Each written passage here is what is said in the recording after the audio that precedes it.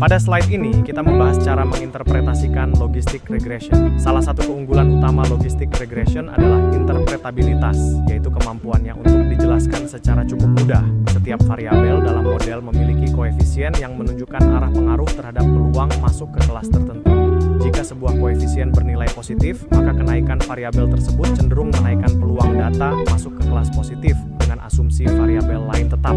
Sebaliknya, jika koefisien bernilai negatif, maka kenaikan variabel tersebut cenderung menurunkan peluang masuk ke kelas positif. Misalnya, dalam klasifikasi kemiskinan provinsi, koefisien IPM yang negatif berarti IPM tinggi menurunkan peluang masuk kelas kemiskinan tinggi. Koefisien TPT positif berarti pengangguran tinggi menaikkan peluang kemiskinan tinggi. Begitu juga koefisien Gini positif menunjukkan ketimpangan tinggi dapat meningkatkan peluang kemiskinan tinggi. Pada slide ini, kita membahas decision tree sebagai model yang intuitif. Decision tree sangat membantu mahasiswa memahami logika model klasifikasi karena hasilnya berbentuk aturan yang mudah dibaca secara langsung. Berbeda dengan beberapa model lain yang sulit dijelaskan, decision tree dapat menunjukkan alur keputusan secara jelas. Seperti jika kondisi tertentu terpenuhi, maka data akan masuk ke kelas tertentu. Misalnya dalam klasifikasi kemiskinan provinsi, jika IPM kurang dari 73 dan kemiskinan historis tinggi, maka provinsi dapat masuk ke kelas prioritas. Sebaliknya, jika IPM lebih tinggi dan tingkat pengangguran rendah, maka provinsi dapat dikategorikan bukan prioritas. Kelebihan utama model ini adalah hasilnya mudah diterjemahkan menjadi rekomendasi kebijakan. Karena itu, decision tree cocok digunakan sebagai model awal untuk pembelajaran dan komunikasi kepada pemangku kepentingan non-teknis. Pada slide ini, kita membahas beberapa kelebihan decision tree sebagai model klasifikasi. Kelebihan pertama adalah mudah divisualisasikan. Struktur pohon dapat digambar secara grafis sehingga alur keputusan model lebih mudah dipahami dan dipresentasikan kepada audiens non-teknis. Kelebihan kedua, decision tree mampu menangkap hubungan non-linear antara fitur dan label. Ini berbeda dengan logistic regression yang lebih cocok untuk hubungan yang cenderung linear. Kelebihan berikutnya adalah mudah dipahami oleh pengguna non-teknis karena aturan keputusan yang dihasilkan dapat dibaca seperti flowchart biasa. Misalnya, jika suatu kondisi terpenuhi, maka data masuk ke kelas tertentu. Selain itu, decision tree juga bebas dari asumsi distribusi data tertentu. Artinya, model ini lebih fleksibel untuk berbagai jenis data. Karena kelebihan-kelebihan tersebut, decision tree sangat cocok untuk pembelajaran awal dan komunikasi hasil model. Pada slide ini, kita membahas kelemahan utama decision tree. Meskipun decision tree mudah dipahami dan divisualisasikan, model ini memiliki risiko besar terhadap overfitting, terutama jika pohonnya terlalu dalam.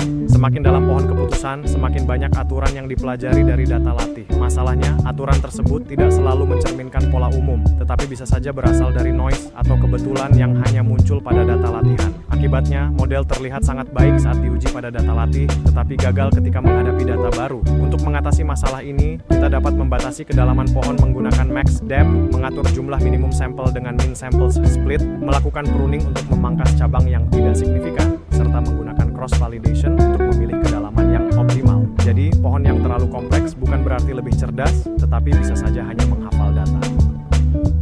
Pada slide ini kita membahas K-nearest neighbors atau KNN. KNN adalah metode klasifikasi yang bekerja berdasarkan tetangga terdekat. Ide dasarnya cukup sederhana. Ketika ada data baru yang belum diketahui kelasnya, model akan melihat data-data latih yang posisinya paling dekat dengan data baru tersebut. Langkah pertama, data baru dimasukkan ke dalam ruang fitur. Setelah itu, sistem menghitung jarak antara data baru dengan seluruh data latih, biasanya menggunakan jarak Euclidean. Kemudian, model memilih ke tetangga terdekat, yaitu sejumlah data latih dengan jarak paling kecil. Setelah tetangga terdekat ditemukan, dilakukan voting mayoritas. Kelas yang paling banyak muncul di antara tetangga tersebut akan menjadi prediksi untuk data baru. Karena konsepnya mudah dipahami, KNN cocok digunakan untuk memperkenalkan logika klasifikasi berbasis kemiripan. Pada slide ini, kita membahas pentingnya normalisasi pada KNN. Karena KNN bekerja berdasarkan perhitungan jarak, maka skala setiap fitur sangat memengaruhi hasil prediksi. Jika ada fitur dengan nilai sangat besar, fitur tersebut bisa mendominasi perhitungan jarak dan membuat fitur lain seolah tidak berpengaruh. Misalnya, nilai transaksi dalam jutaan rupiah dapat menutupi pengaruh variabel kecil seperti rasio atau skor yang hanya berada pada rentang 0 sampai 1. Akibatnya, keputusan model menjadi tidak seimbang. Solusinya adalah melakukan normalisasi atau standarisasi. Min-max scaling mengubah nilai ke rentang 0 sampai 1. Sedangkan standarisasi Z-score membuat data memiliki rata-rata 0 dan standar deviasi 1. Setelah proses ini, semua fitur dapat berkontribusi secara lebih proporsional dalam perhitungan jarak pada KNN. Pada slide ini, kita membahas Naive Bayes. Naive Bayes adalah model klasifikasi probabilistik yang sederhana, tetapi sangat berguna dalam banyak aplikasi. Model ini menggunakan teorema Bayes untuk menghitung peluang suatu data masuk ke kelas tertentu berdasarkan fitur yang diamati. Disebut naive karena model ini mengasumsikan bahwa setiap fitur saling independen atau tidak saling bergantung. Dalam praktiknya, asumsi ini sering tidak sepenuhnya realistis, tetapi Naive Bayes tetap dapat bekerja dengan baik, terutama pada data teks. Keunggulan model ini adalah sangat cepat, efisien, mudah diimplementasikan, dan tidak membutuhkan data latih yang terlalu besar. Karena itu, Naive Bayes sering digunakan untuk text classification, filtering email spam, analisis sentimen dokumen, dan klasifikasi berita. Model ini cocok diperkenalkan kepada mahasiswa karena konsep probabilitasnya cukup mudah dipahami. Pada slide ini, kita membahas Support Vector Machine atau SVM. Walaupun biasanya SVM dipelajari lebih dalam pada materi lanjutan, konsep dasarnya tetap penting untuk dikenalkan sebagai jembatan menuju pembelajaran classification berikutnya. SVM bekerja dengan mencari hyperplane, yaitu garis atau batas pemisah terbaik antar kelas. Batas terbaik ini dipilih karena mampu memaksimalkan margin atau jarak antara kelas-kelas yang dipisahkan. Semakin besar margin, biasanya semakin baik kemampuan model untuk melakukan generalisasi terhadap data baru. SVM dikenalkan di sini agar mahasiswa memahami bahwa model klasifikasi tidak hanya berbasis aturan seperti decision tree atau berbasis probabilitas seperti Naive Bayes. Ada juga pendekatan berbasis batas pemisah. Selain itu, SVM cocok digunakan pada data berdimensi tinggi dan memperkenalkan konsep penting seperti margin dan support vector. Pada slide ini, kita membahas decision boundary, yaitu batas yang memisahkan kelas-kelas dalam ruang fitur. Konsep ini penting karena classification pada dasarnya adalah proses menentukan batas antara kelompok data.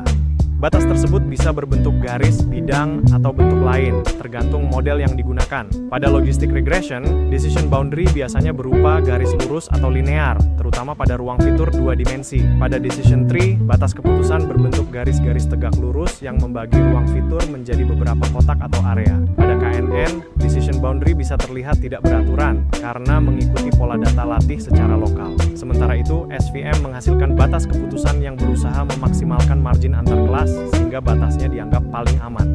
Dengan memahami decision boundary, mahasiswa dapat melihat bagaimana model sebenarnya memisahkan data ke dalam kelas tertentu. Pada slide ini, kita membahas threshold probability. Dalam logistic regression, hasil model biasanya bukan langsung berupa label kelas, melainkan berupa probabilitas. Agar probabilitas tersebut berubah menjadi keputusan, kita membutuhkan ambang batas atau threshold. Secara default, threshold yang sering digunakan adalah 0,5. Artinya, jika probabilitas lebih besar atau sama dengan 0,5, maka data diprediksi sebagai kelas positif. Jika kurang dari 0,5, maka diprediksi sebagai kelas negatif. Namun, threshold ini sebenarnya tidak wajib selalu 0,5. Nilainya bisa diubah sesuai kebutuhan kasus. Untuk fraud detection, threshold dapat diturunkan, misalnya menjadi 0,3, agar lebih banyak kasus fraud terdeteksi dan recall meningkat. Sebaliknya, untuk rekomendasi kredit, threshold dapat dinaikkan agar precision lebih tinggi, sehingga hanya nasabah yang benar-benar aman yang disetujui.